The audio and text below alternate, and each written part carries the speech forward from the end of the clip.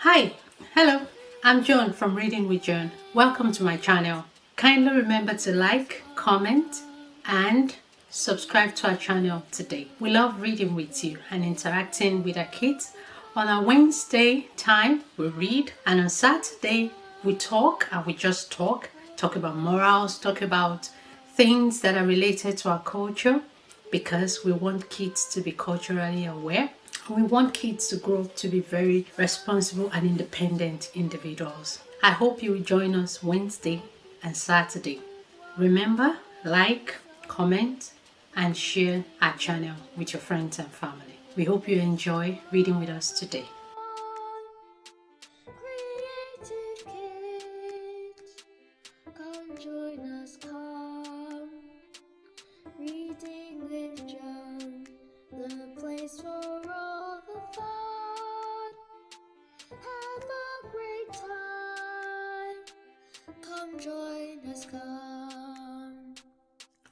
Reading with Joan, the place for all the fun. Creative kids, come join us, come. Reading with Joan, the place for all the fun.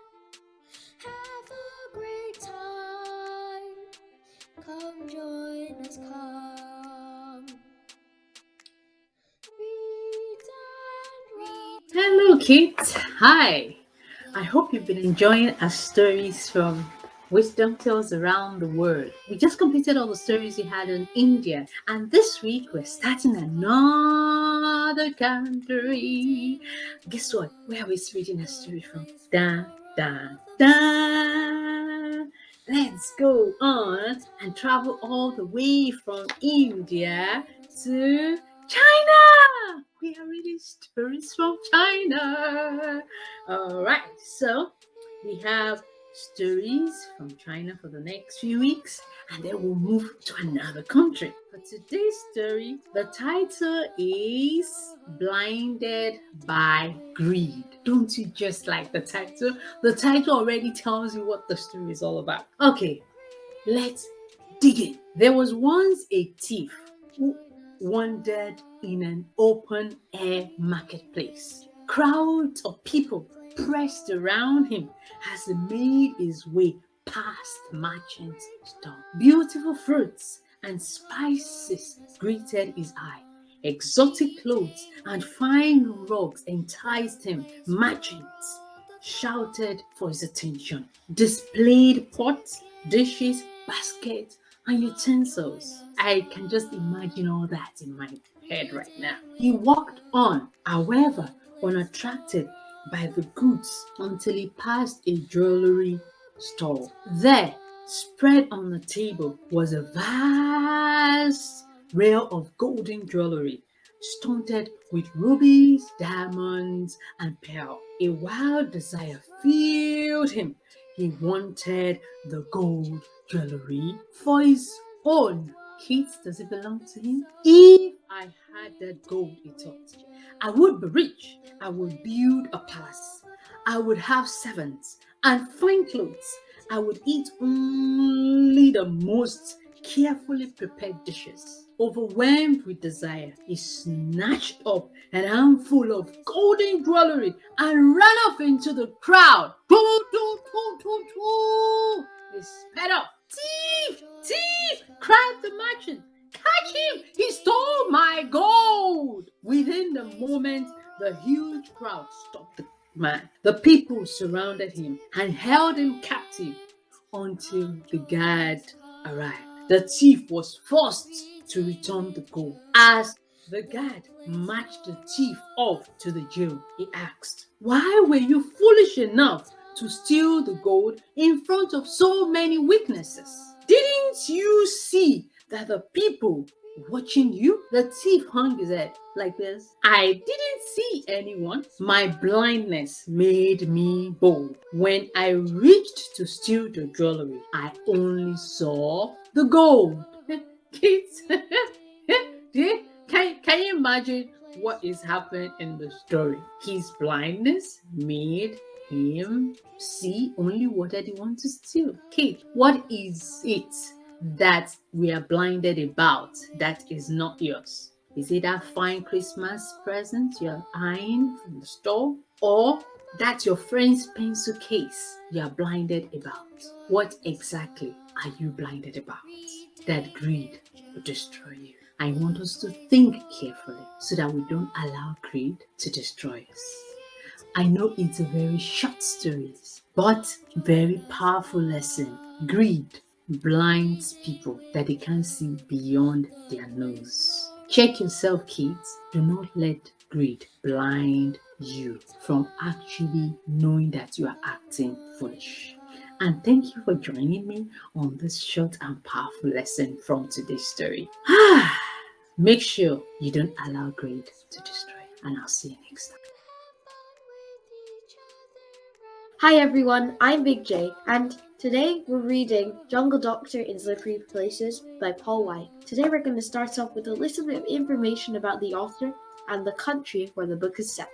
Let's begin. Fact file: Paul White. Born in 1910 in Balmoral, New South Wales, in Australia, Paul had Africa in his blood for as long as he could remember. His father captured his imagination with stories of his experiences in the Boer War, which left an indelible impression. His father died of meningitis in an army camp in 1915, and he was left an only child without his father at 5 years of age. He inherited his father's storytelling gift, along with a mischievous sense of humor. He committed his life to Christ as a 16-year-old schoolboy and studied medicine as the next step towards missionary work in Africa. Paul and his wife, Mary, left Sydney with their small son, David, for Tanganyika in 1938. He always thought of this as his life's work, but Mary's severe illness forced their early return to Sydney in 1941. Their daughter, Rosemary, was born while they were overseas. Within weeks of landing in Sydney, Paul was invited to begin a weekly radio broadcast which spread throughout Australia as the Jungle Doctor broadcast. The last of these was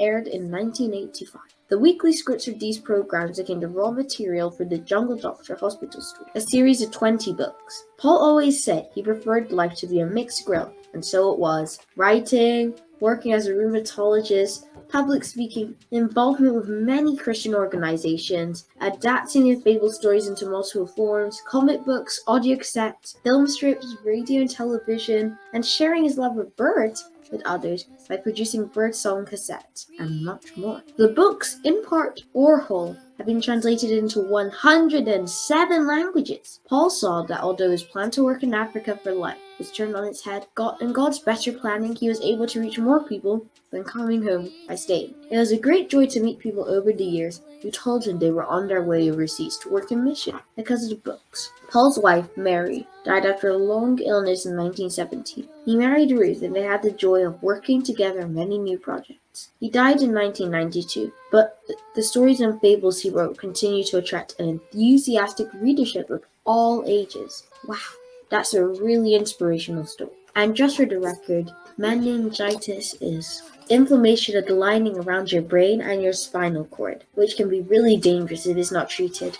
The Jungle Doctor books are based on Paul White's missionary experiences in Tanzania. Today, many countries in Africa have gained their independence. This has resulted in a series of name changes. Tanganyika is one country that has now changed its name to Tanzania. The name Tanganyika is no longer used formally for the territory. Instead, the name Tanganyika is used almost exclusively, which means only, to mean the lake. During World War I, what was then Tanganyika came under British military rule. On December the 9th in 1961, it became independent. In 1964, it joined the islands of Zanzibar to form the United Republic of Tanganyika and Zanzibar, changed later in the year to the United Republic of Tanzania. It is not only its name that has changed.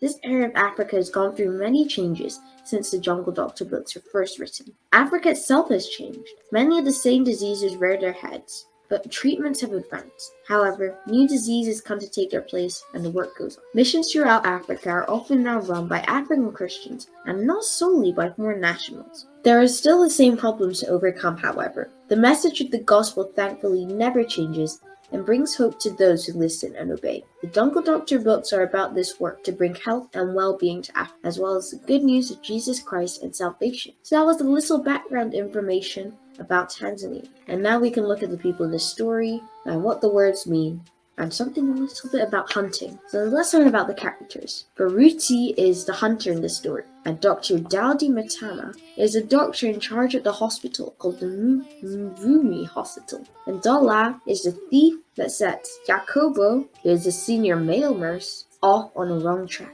Yibu is a Pakistani shopkeeper. Pakistani means they're from Pakistan. Mboga is a member of the hospital staff in this hospital. Nelson Kalongo is the area commissioner. Enoha was a Christian from the village of Prahari. The sergeant Boto is a policeman. Tembo is a young boy who helps Baruti, who is the hunter, on safari. And Wendwa is a nurse at the hospital. Winston Churchill Lugu was a troublemaker along with Dola the thief, and Yonanunti is the game scout. Now let's learn a little bit about what the words mean in this book. Askari are police officers. Wana is a term of respect. Bez is a hat. Hatari means danger. Bodhi means may I come in. Leta Pumbe means bring beer. Panga is a large knife and pull gently. And then these are just expressions that add emphasis like wow or woo. So like aha, he, bongo, ka, ko, kume, yo.